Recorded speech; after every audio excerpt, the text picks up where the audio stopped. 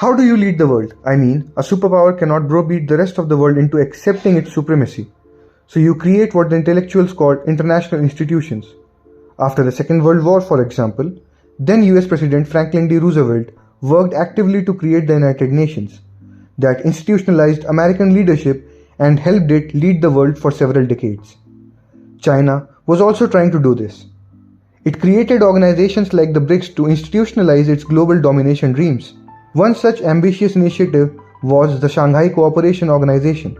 China was trying to expand SCO into a major power symbol in 2022 as part of its world domination dreams. But guess what? Putin has foiled China's plans. Hi and welcome to TFI Global, the foreign affairs and geopolitical analysis arm of the TFI Media Group. I am your host Abhyodaya, and in this video I will tell you how and why Russia is sabotaging China's SCO game. Let's begin. Putin is making one thing clear.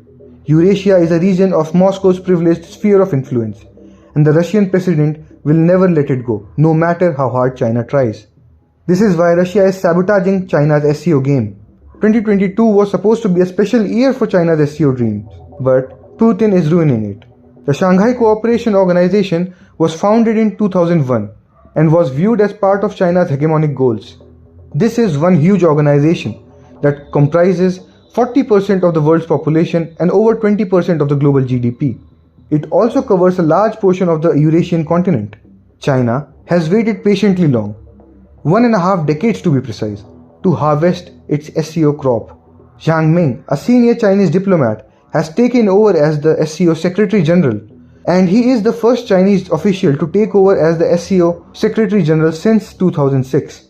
So, China was finally preparing to use SCO as a foreign policy tool.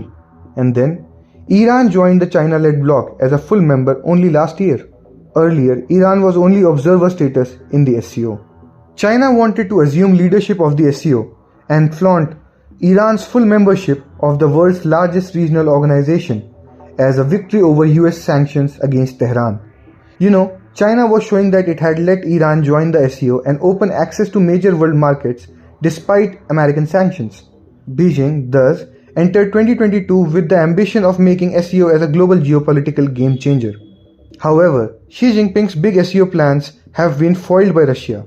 The Central Asian country of Kazakhstan is presently witnessing unrest and violence over escalating fuel prices. And Russia is using the Collective Security Treaty Organization to help Kazakhstan quell the ongoing riots and violence in the country.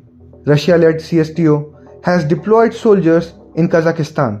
Effectively, Russia has stolen an opportunity from SCO to help Kazakhstan in the ongoing unrest and stamp its authority over the region. The ongoing unrest in Kazakhstan is a major event. After all, the Central Asian state lies in between Eurasia and is a leading oil producer in the region.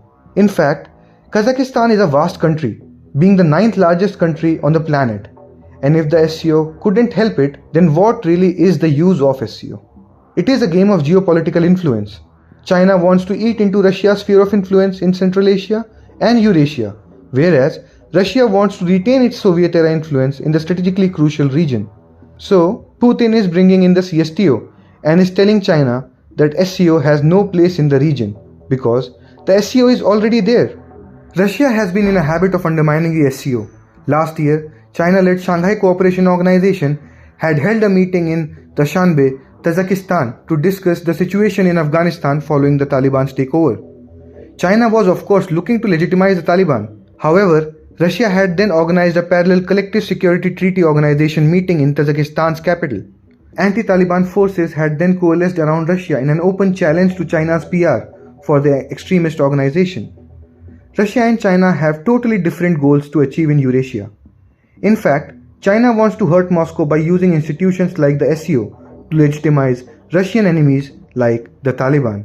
But China will never succeed, and least not till the time Putin is in power in Russia.